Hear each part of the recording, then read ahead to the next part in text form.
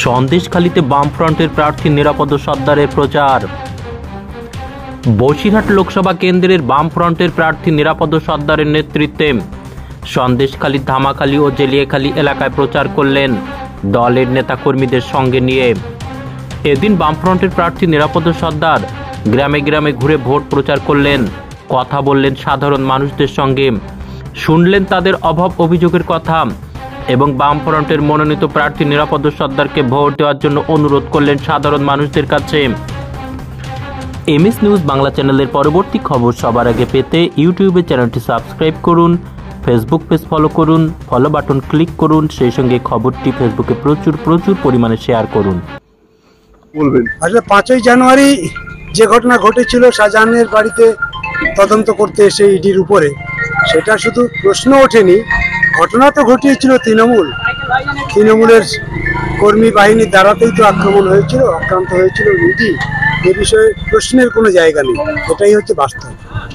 সেখান থেকে ধারাবাহিকভাবে মানুষ আস্তে আস্তে করে কিছুটা সাহসের দিকে এগোচ্ছিল, সাহস করেই মানুষ নিজেদের কথাগুলো বলার চেষ্টা করছিল। তারপরে দেখতে পাচ্ছি আজকে গতকালকে রাত্রে খুলনাতেও এই ঘটনা ঘটছে।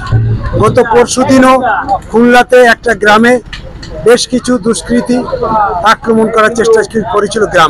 গ্রামের মানুষ ঐক্যবদ্ধ হয়ে তাদেরকে তাড়িয়েছে। এটাও একটা শিক্ষার, এটাও একটা ঘটনা। খুলনার মতন জায়গাতে এতদিন হয়নি, সেটা হলো গত পরশুদিন।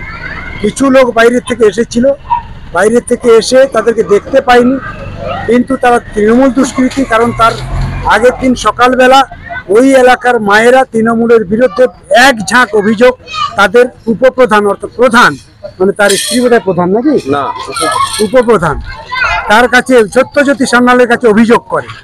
একেবারে প্রকাশ্য সভাতেই সমস্ত মা বোনেরা বলে যে তোমার লোকজন এইভাবে আমাদের উপরে অত্যাচার করছে, মারধর করছে, বাড়িতে হামলা চড়াও হচ্ছে। এই কথা শোনার পর সত্যজ্যোতি সান্যাল বাড়ি চলে যায়, মিটিং করেনি। আবার সেই দিন রাত্রে তাদের বাড়িতে হামলা হয়, সেই হামলা রুখে দিয়েছে ওই এলাকার মানুষ। গতকালকের আমি খবর পেলাম খুলনার শীতুলিয়াতে পুলিশের উপর আক্রমণ হয়েছে এবং যারা গ্রেপ্তার হয়েছে তারা সকলেই তৃণমূল আশ্রিত গুন্ডা। এরা সকলেই ওই এলাকার খুব নামকরা নেতা সত্যজ্যোতি সান্যালের ছত্রছায়ায় থাকে। এরা এই সমস্ত এলাকায় আবার নতুন করে সন্ত্রাস করে মানুষকে আবার ভয় দেখাতে চাইছে, মানুষ যাতে ভোট দিতে না পারে। যত দিন যাচ্ছে বামপন্থীদের পক্ষে মানুষের যখন ঢল নামছে, তখন আবার একটা সন্ত্রাস তৈরি করে খুলনার মানুষকে আবার করকানোর চেষ্টা করছে।